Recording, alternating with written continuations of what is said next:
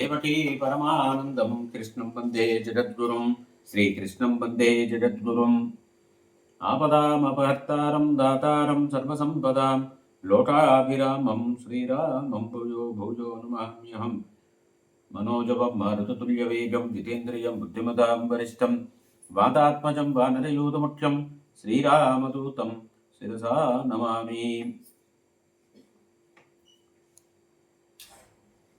వ్యాసుల వారి వశిష్ఠుల వారి కుమారుడు శక్తి, అతని యొక్క భార్య అదృశ్యంతి. శక్తి ఎప్పుడైతే రాక్షసుడి చేత సంభ్రమపడ్డాడో ఆమె గర్భవతిగా ఉన్నది ఆ సమయంలో. ఆ తరువాత కొంతకాలానికి ఆమె ఒక సుపుత్రుణ్ణి కన్నది. అతడు రూపంలో చూస్తే తండ్రి గారిలాగే ఉన్నాడు. ఆత్మావే పుత్రనామాసి అంటారు కాబట్టి తండ్రి గారిలాగే ఉన్నాడు. వశిష్ఠుల వారు పౌత్రుడికి జాతకర్మ ఇత్యాది సంస్కార కర్మాలన్నీ కూడా వారే స్వయంగా చేశారు. అతడు తల్లి గర్భంలో ఉన్నందువల్ల ఇక దేహత్యాగం చెయ్యాలి అనేటువంటి అభీష్టంతో ఉన్నటువంటి వశిష్ఠుల వారు మళ్ళీ జీవించాలి అని ఉత్సాహాన్ని పొందారు.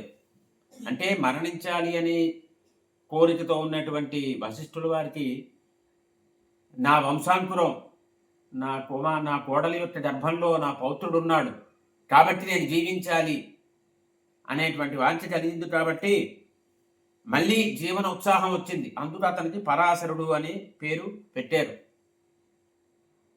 ఆ పరాశరుడు తండ్రి లేడు, తాతగారిని చూస్తూ ఉండేవాడు వశిష్ఠుడిని. అతన్నే తండ్రి తండ్రి అని పిలుస్తూ ఉండేవాడు. అయితే తల్లి మాత్రం చెప్తూ ఉండేది, నాయనా ఒకసారి తల్లి ఉన్నది, తల్లి సమక్షంలోనే వశిష్ఠుడు తాత అయిన వశిష్ఠుడిని తండ్రి అని పిలిచాడు. తల్లి చెప్పింది, నాయనా నువ్వు తండ్రి అని పిలిచేవే, అతను నీ తండ్రి కాదు, అతను నీ తండ్రికి తండ్రి గారు, మీ తాతగారు.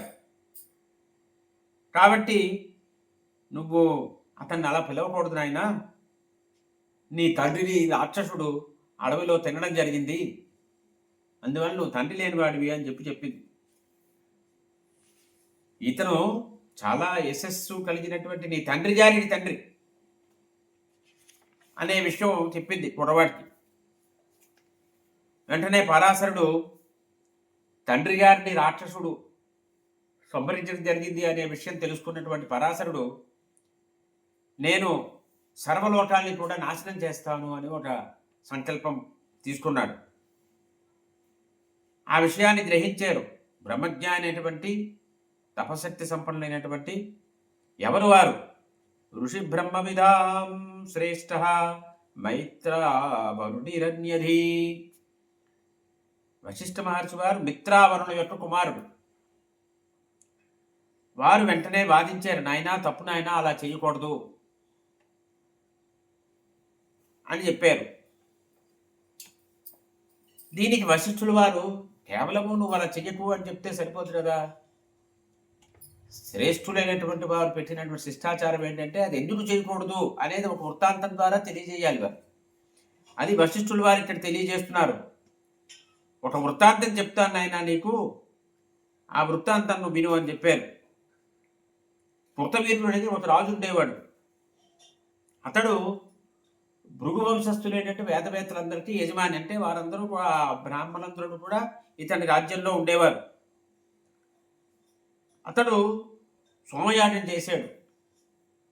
సోమయాగం చేసిన తర్వాత ఈ పండితోత్తములందరికీ కూడా భూరి దానాలు చేశాడు. ధనము ధాన్యం అన్ని ఇచ్చాడు, చాలా సంతృప్తి పొందాడు. అతడు స్వర్గస్థుడయ్యాడు. రాజుగారు కృతవీర్యుడు మంచి దానాలు ధర్మాలు చేసినటువంటి మహనీయుడు. యజ్ఞాలు యాగాలు చేశాడు, సోమయాగం చేశాడు. అతడు స్వర్గస్థుడైన తర్వాత అతడి వంశంలో ఉన్న వారికి ధనం అవసరమైంది. వారికి తెలుసును గతంలో మహారాజు గారు యజ్ఞాలు యాగాలు చేసి బ్రాహ్మణులందరికీ బాగా ధాన్యము అన్నీ ఇచ్చారు అని వాళ్ళ దగ్గరికి వెళ్ళారు. వెళ్ళి యాచించారు. అప్పుడు ఈ భార్గవుల్లో కొంతమంది ఏం చేశారంటే వాళ్ళ దగ్గర ఉన్నటువంటి ధనాన్ని భూమిలో పాతిపెట్టేశారు. కొందరు ఏం చేశారంటే తమ ధనాన్ని దానం చేశారు. ఈ వచ్చినటువంటి వారు వాళ్ళంటే వచ్చిన బ్రాహ్మణులకు దానం చేసేసారు, వీళ్ళకి ఇవ్వలేదు. కొంతమంది భూమిలో బాధ పెట్టేశారు. కొంతమంది ఆ ధనాన్ని వెంటనే బ్రాహ్మణులకు దానం చేసేసారు, ఇతర బ్రాహ్మణులకి. కొందరు మాత్రం ఇష్టపడుతూ ఆ రాజులకి వాళ్ళ దగ్గర ఉన్న ధనాన్ని ఇచ్చారు. కొంతమంది వేరు వేరు కారణాలు చూశారు, కొంతమంది ధనం ఇచ్చారు. ఇంతలో ఒక రాజు ఏం చేశాడంటే దేనికోసం భూమిని తవ్వుతున్నాడు. తవ్వుతుంటే అక్కడ ధనరాశి కనిపించింది. అది ఎవరిల్లు? ఒక భృగు వంశస్థులో ఉన్నటువంటి బ్రాహ్మణుడు ఇల్లు అనమాట. వెంటనే ఆ రాజులందరికీ చూపించాడు, చూడండి ఇతని ఇంట్లో ఇంత ధనం ఉన్నది, ధనం లేదు అని మనం అనుకుంటున్నాము అన్నాడు. చాలా కోపం వచ్చింది వాళ్ళకి, రాజులకి. వీళ్ళు ఈ భృగు వంశస్థులు శరణ కోరారు, పొరపాటు అయింది అని నచ్చచెప్పారు. అయినా వారు వెళ్ళలేదు, అందరినీ సంహరించేశారు. ఈ భృగు వంశంలో ఉన్న బ్రాహ్మణులందరినీ కూడా బాణాలు ప్రయోగించి సంహరించారు. ఎంత ఘోరంగా సంహరించారంటే గర్భస్థంలో ఉన్న పిల్లలు కూడా సంహరించేశారు. ఎలా ఉందంటే క్రోధంతో అందులైపోయారు వారు. అందులైపోయి దొరికిన వాళ్ళని దొరికినట్టుగా సంహరించారు. మొత్తం భృగు వంశం అంతా కూడా విచ్ఛిన్నమైపోయింది అనే పరిస్థితి వచ్చింది. కొంతమంది స్త్రీలు హిమవత్ పర్వతాల ప్రాంతాలకు వెళ్ళిపోయి అక్కడ గుహల్లో దాక్కున్నారు. అందులో ఒక తేజోవతి అయినటువంటి ఒక స్త్రీ ఉన్నది. ఆమె అప్పుడు గర్భవతి. ఆమె చూడండి, అప్పుడు ఉన్నటువంటి మహిళామణులకి స్త్రీమూర్తి అటువంటి శక్తి సామర్థ్యాలు ఉండేవి. ఆవిడ ఏం చేసిందంటే భయం వేసింది. గర్భవతిగా ఉన్నానని తెలిస్తే వచ్చి వాళ్ళు సంహరిస్తారు గర్భంలో ఉన్న శిశువుని అనేసి ఆ గర్భంలో ఉన్నటువంటి శిశువుని తొడలో దాచుకున్నారు. తపశక్తి ఆవిడ. ఎందుకంటే వంశాన్ని నిలబెట్టాలి, ఈ అంకురాన్ని నిలబెట్టుకోవాలి ఎలాగైనా అని తొడలో దాచుకుంది. క్షత్రియులందరూ కూడా గర్భ విచ్ఛేదన చెయ్యాలి అనుకొని వస్తున్నారు అక్కడికి. ఎందువల్ల? ఇంకో బ్రాహ్మణ స్త్రీ వెళ్ళి చెప్పేసింది. చూడండి, ఇదే మనం చేసేటువంటి పొరపాటు. మరో బ్రాహ్మణ స్త్రీ వెళ్ళి చెప్పింది, ఆమె గర్భవతి కానీ ఆ గర్భాన్ని తొడలో దాచుకున్నది అని చెప్పేసింది క్షత్రియులు. అప్పుడు క్షత్రియులు ఆమెను సంహరించాలనే ఉద్దేశంతో వస్తున్నారు. కానీ ఎప్పుడైతే ఆమె దగ్గరికి వచ్చారో ఆ తేజస్సు ముందు నిలబడలేకపోయారు వాళ్ళు ఎవరు కూడా. అంత తేజస్సుతో ఉంది ఆవిడ. వెంటనే ఆ గర్భస్థంగా ఉన్న శిశువు తొడల్లో ఉన్నాడు కదా, ఇప్పుడు ఆ తొడలు బద్దలు చేసుకుంటూ చీల్చుకుంటూ ఆ శిశువు బయటకు వచ్చాడు. ఎలా ఉన్నాడు ఆయన అంటే మధ్యాహ్న సమయంలో సూర్యుడు ఎంత ప్రతాపంగా ఉంటాడో అంత ప్రతాపంగా ఉన్నాడు. ఎప్పుడైతే ఆ శిశువు ఇలా వచ్చాడో చూడగానే క్షత్రియులందరూ కూడా అందులైపోయారు. వాళ్ళ దృష్టి పోయింది, గుడ్డి వాళ్ళు అయిపోయారు అందరూ కూడా. పర్వత ప్రాంతాల్లో తిరుగుతున్నారు, ఏమి కనిపించదు, ఎవరికి కనిపించలేదు. ఎవరితో ఒకటికైనా కనిపిస్తే వాడు పట్టుకుంటాడు. అందరూ అందులో అయిపోయారు ఆ బాలుడి యొక్క తేజస్సుకి. మోహానికి లోనయ్యి వాళ్ళ అందులైపోయారు. దృష్టి కోసం వాళ్ళు ఆమె దగ్గరకు వచ్చారు, ఆ బ్రాహ్మణ యువతి దగ్గరకు వచ్చారు. వచ్చి, అమ్మా మా కళ్ళు కూడా పోయాయమ్మా, కాబట్టి మమ్మల్ని అనుగ్రహించు, మమ్మల్ని క్షమించు, నీ శరణు కోరుతున్నాము, నీ అనుగ్రహం చూపిస్తే మాకు మళ్ళీ దృష్టి వస్తుంది అని చెప్పారు. ఆ దృష్టి రాగానే ఇంకేమీ హింస పెట్టము, ఇంకెవరిని ఏమి చెయ్యము, వెంటనే వెళ్ళిపోతాం, ఇక్కడి నుంచి నిశ్రమించాము, మేము పాపాప్తులం, మేము దృష్టి వస్తే కొంతసేపు విశ్రాంతి తీసుకొని ఇక్కడి నుంచి నిశ్రమిస్తామన్నారు. నువ్వు నీ కుమారుడు ఇద్దరు కూడా మమ్మల్ని అనుగ్రహించండి అని కోరారు. ఆమె అన్నది, నాయనా నేనైతే మీ దృష్టిని హరించలేదు, నేనేమి చెయ్యలేదు, నాకు మీ మీద కోపం కూడా లేదు. అయితే నా ఊరుగుల నుంచి పుట్టినటువంటి భార్గవ వంశస్థుడు ఉన్నాడే, అతడు కోపించి ఉండొచ్చు. ఎందువల్లంటే అతని యొక్క వంశంలో ఉన్న వాళ్ళందరినీ మీరు సంహరించారు.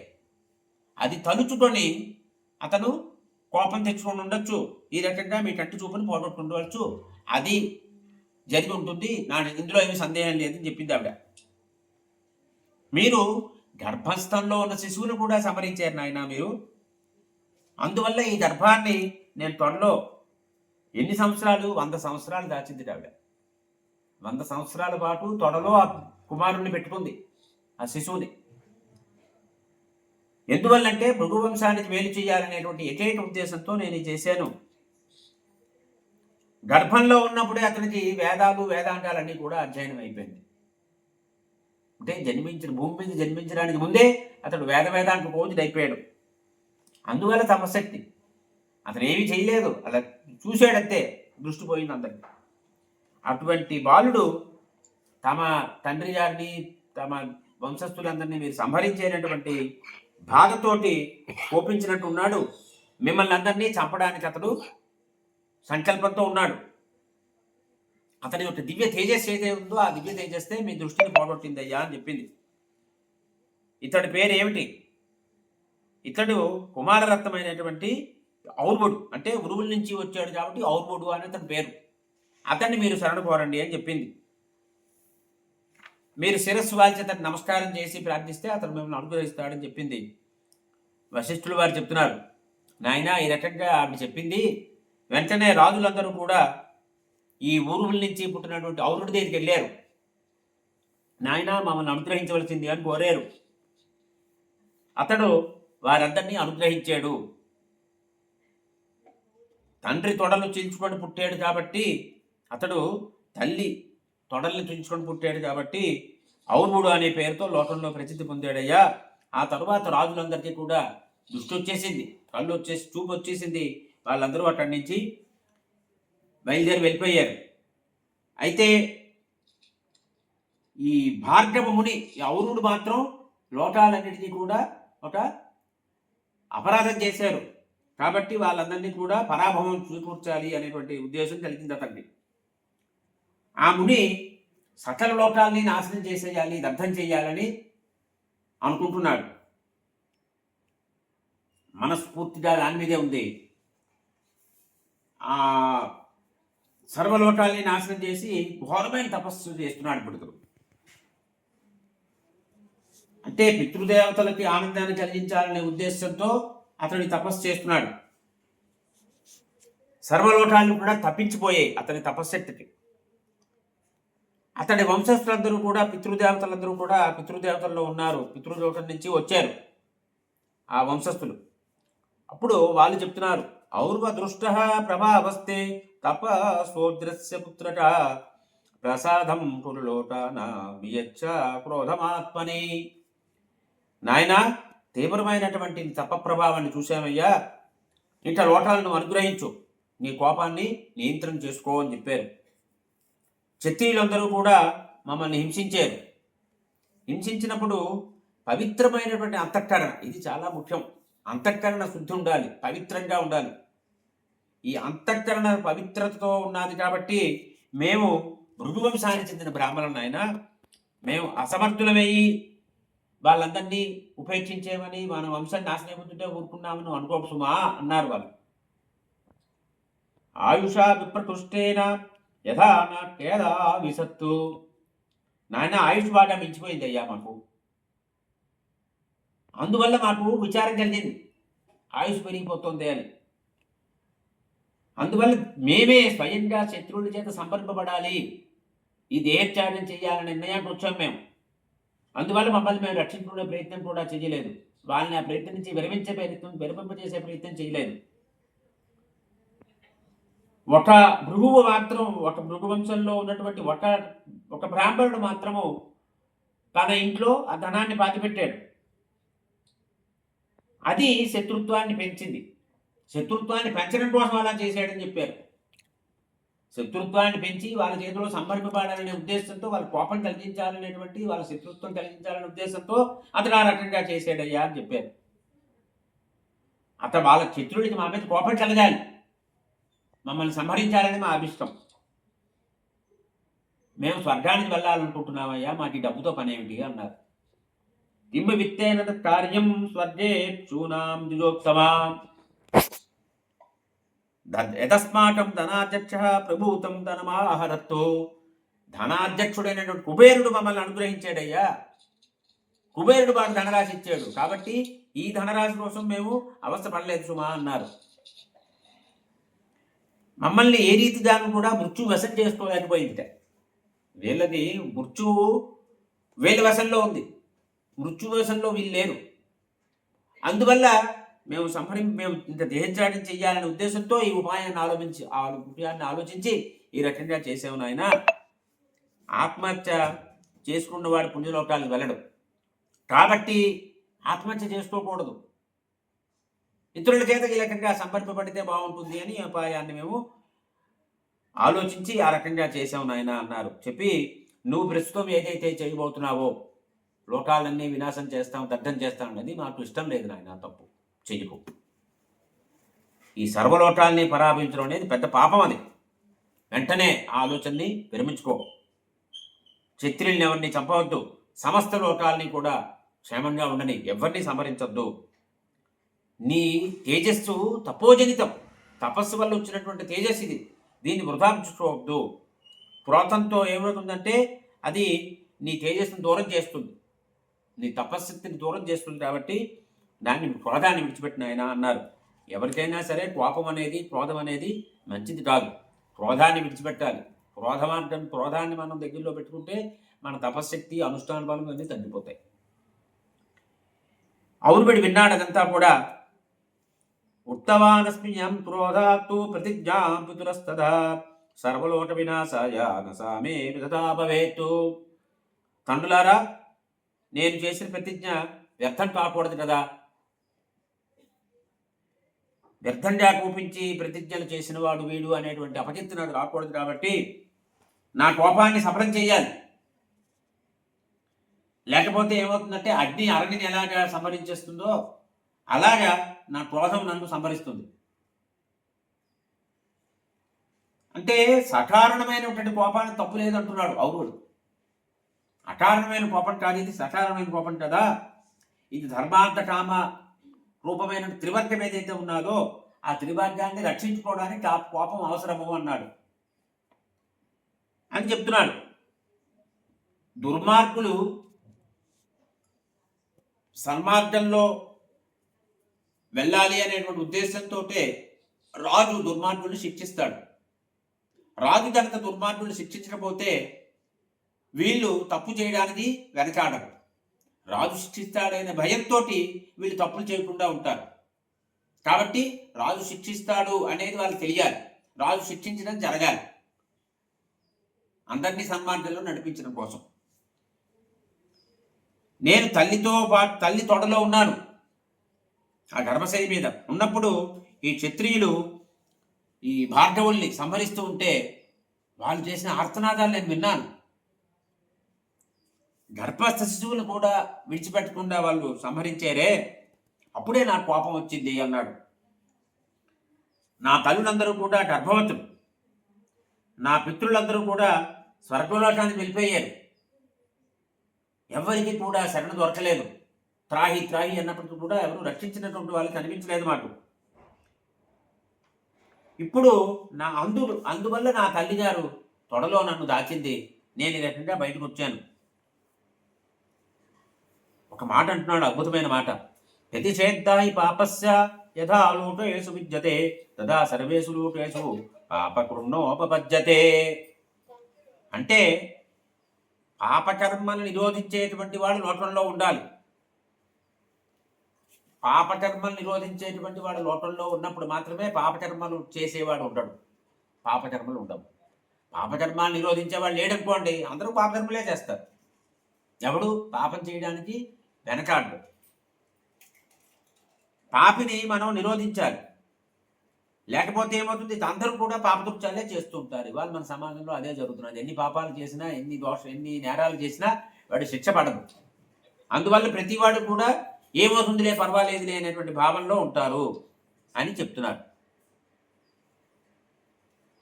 పాపకృత్యమని తెలిసి కూడా దాన్ని నిరోధించేటువంటి శక్తి ఉన్నప్పటికీ కూడా నియంత్రించకపోతే ఏమవుతుంది? ఆ పాపంలో వీడు కూడా భాగస్వామి అవుతాడు. ఆ పాపకర్మం ఫలితం వీడికి కూడా అంటుతుంది. ఎవరైతే తమ జీవితాన్ని ప్రియంగా భావిస్తూ ఉంటారో అటువంటి రాజులు అందరినీ రక్షించేటువంటి సామర్థ్యం ఉన్నప్పటికీ కూడా నా పితృదేవతల్ని రక్షించలేదు ఎవరు కూడా. అందువల్ల నా కోపం వచ్చింది. నేను కూడా మహాదేవ, నేను కూడా ఇప్పుడు ఈ పాపం చేసిన వాళ్ళ పట్ల ఉపేక్ష వహించి ఊరుకుంటే నాకు కూడా ఈ పాపాల వల్ల భయం కలుగుతున్నాను. ఆ పాపంలో నేను భాగస్వాములు అవుతానేమో. ఈ జ్వాలలు ఏవైతే క్రోధాగ్ని జ్వాలలు ఉన్నాయో నాలో అవి లోటాన్ని మిండడానికి సిద్ధంగా ఉన్నాయి. నేను దాన్ని నిరోధిస్తే ఏమవుతుందంటే ఆ తేజస్సు నన్నే తగలబెట్టేస్తుంది, నన్ను దహించేస్తుంటుంది. మీరు సర్వలోకాలకి హితం కోరుతున్నారు కాబట్టి లోకాలకి నాకు కూడా మేలు కలిగే విధంగా మీరు ఆదేశం చేయండి. మీరు ఏ ఆదేశం చేస్తే ఆదేశం ప్రకారం నేను చేస్తానన్నాడు. అప్పుడు పితృదేవతలు అన్నారు, నాయన నీలో పుట్టినటువంటి అగ్ని ఏదైతే ఉన్నదో అది లోకాలని గ్రసించబోతోంది ఇప్పుడు. అందువల్ల నువ్వేం చేయాలంటే ఇప్పుడు ఆ అగ్నిని నీటిలో వదిలిపెట్టు. అది చేయడం వల్ల నీకు మేలు కలుగుతుంది. లోకాలన్నీ కూడా నీటిలోనే ప్రతిష్ఠింపబడి ఉన్నాయి కాబట్టి నువ్వు అనుకున్న ప్రతిజ్ఞ కూడా నెరవేరుతుంది. సర్వరసాలు కూడా జలమయ్యాలి. ఈ సమస్త జగత్తు కూడా జలమయమే. నీ క్రోధాగ్ని నువ్వు నీటిలో విడిచిపెట్టిన ఆయన అన్నారు. నీకు నచ్చినట్లయితే అగ్ని నువ్వు సముద్రంలో విడిచిపెట్టు. నీ కోపం నుంచి పుట్టినటువంటి అగ్ని ఆ నీటిని దహిస్తుంది. లోటాలు జలమయ్యాలి కదా అనే విషయం చెప్పారు. నీ ప్రతిజ్ఞ యథార్థమవుతుంది. ఈ లోటాలన్నీ కూడా ఏమీ నష్టపోకుండా ఉంటాయి నాయన అంటే అప్పుడు వశిష్ఠుల వారు అంటున్నారు, నాయన ఆ రకంగా పితృదేవతలు ఉపదేశము ఆదేశము చేశారు. అవునుడు తన క్రోధం నుంచి పుట్టినటువంటి అగ్నిని ఏం చేశాడు? సముద్రంలో విడిచిపెట్టాడు. ఆ అగ్ని ఒక అశ్వముఖాకృతిలో ఉన్నది. సాగర జలాన్ని త్రాగుతూనే ఉన్నది. ఇదంతా కూడా వేదవేత్తలైన వాళ్ళకి తెలుసును. ఇది ఆ బడవ తన నోటు నుండి ఆ అగ్నిని కక్కుతూ మహోనది జలాన్ని తాగుతూ ఉంటుంది. ఈ పరలోకాల గురించి కూడా నీకు తెలుసును కదా. కాబట్టి పరలోకాల గురించి ఆలోచించేటువంటి వాడు ఇహలోకంలో ఇతరులకి ఎప్పుడూ కూడా నాశనం కలగాలని ఆలోచించకూడదు ఆయన అని చెప్పి సలహా ఇచ్చారు వారు వశిష్ఠుల వారు. దీన్ని బడబాడ్ని అంటారు. ఇదే సముద్రంలో ఉన్నటువంటి బడబాడ్ని. ఆ బడబాడ్ని ఈ రకంగా ఔరుడి యొక్క క్రోధాగ్ని సముద్రంలో నిక్షిప్తం చేయబడినటువంటి అగ్ని. ఇదంతా విన్నాడు వారు.